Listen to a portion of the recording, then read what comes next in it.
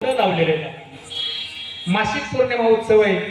दर शनिवारची आरतीची सोय आपल्या मंदिरात झालेली आहे आणि म्हणून आजचा 101व्या पौर्णिमेचा कार्यक्रम मजप अमराकडे आहे आणि त्या निमित्ताने घेतलेला अभंग जगद्गुरु तुकाराम महाराजांचा घेतलेला आहे. संत कोणाला म्हणायचं? संत कोणाला म्हणायचं? दादांनो, कलियुगात संत भरपूर येतात. आडनावाचे सुद्धा संत आहेत,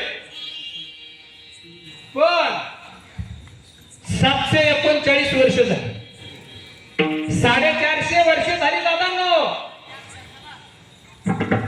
संसारात परमार्थात ज्यांनी माझ्या प्रभूकडून दुःखच मागून घेतलं ना, त्यांना संत म्हणतात. आपण प्रपंचात दुःख मागून घेत नाही.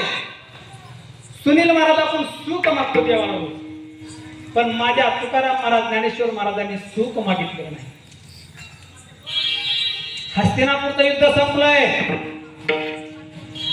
भगवान परमात्मा हस्तिनापूरून द्वारकेला निघाले. कुंती मातेला सांगितलं, आत्या मला आता द्वारकेला जायचं, माझ्याकडून काहीतरी मागून घ्या ना. आत्या म्हणली, काय मागायचंय मला? मागायचं नाही.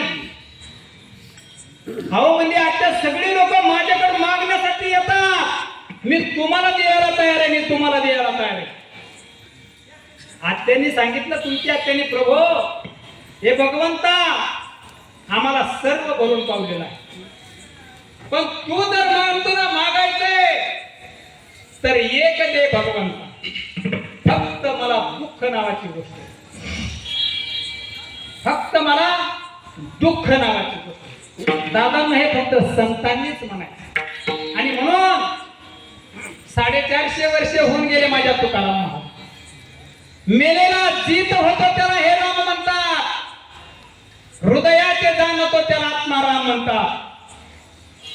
एक पत्नी व्रत राहतात त्यांना श्रीराम म्हणतात, आणि देव ज्यांची पूजा करतात ना दादांना त्यांना जगद्गुरु तुकाराम महाराज म्हणतात. रामाचा त्याग म्हणजे तुकाराम महाराज, जनकाचा विदेहीपणा म्हणजे तुकाराम महाराज. अशा तुकाराम महाराजांचा अभंग आज आपल्या सेवेसाठी घेतलेला आहे. विठ्ठल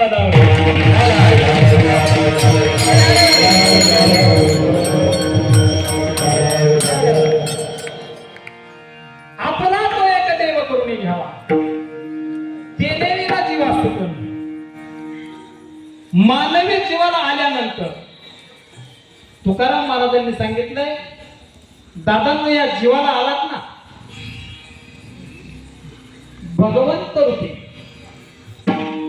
भगवंताचं हृदय, भगवंताची पाऊल आपल्या हृदयात साठवा.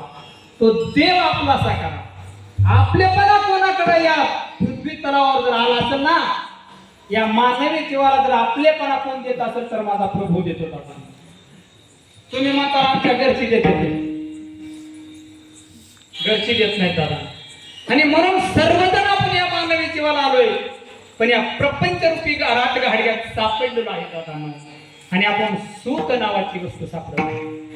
त्या प्रपंचाला आपण आलोत ना, प्रभूचं चिंतन करत नाही, सुखच मागतो दादांना. आपण प्रत्येकाकडे कुठे गेलं ना,